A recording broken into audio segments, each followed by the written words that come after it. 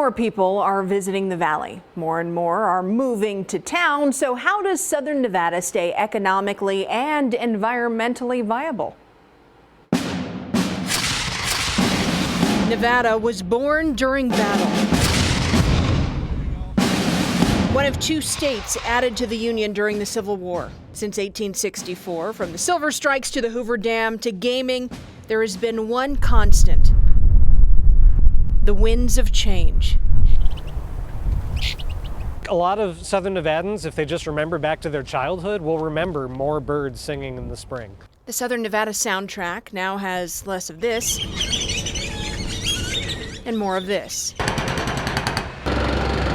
If you were around in the 70s, scientists show there were about 3 billion more birds in the U.S. and Canada than there are now. There's no reason to think that this 30% decline we've observed across North America is the end. Like, we are in the middle of an extinction crisis right now. Some of the hundreds of bird species in southern Nevada are gone. That's really indicative of a broken ecosystem. If we have that kind of a decline in birds, which are really a foundation of a successful desert ecosystem. Patrick Donnelly works at the Center for Biological Diversity. We fight for endangered species, public lands, and water in Nevada. Now he's fighting against a Clark County expansion project. Biodiversity is what gives us clean air and clean drinking water. Biodiversity is what gives us food to eat. If we destroy our biodiversity, if bird populations continue to crash, if we continue to destroy habitat, eventually we're jeopardizing our own existence on this earth. So as goes the birds, so goes our own fate. Well, we've been working on it for 2 years. The same Clark County expansion project Commissioner Marilyn Kirkpatrick supports. So there's a positive that comes with good constructive growth. Her 20-year plan for southern Nevada is much different than Patrick's. This is not meant to overnight be developed. This is over the course of 20 years. What do we need within our community to help us grow going forward? In another 20 years, we're going to see further declines in bird numbers. Everybody with me? Okay, begin. Good morning. The Southern Nevada Economic Development and Conservation Act passed through the county unanimously last year. Motion passes. In a nutshell, the county wants to open federal land for development, from Moapa to Mesquite, Henderson to the state line. We do need constructive growth, and we do need to plan for the long term of our community.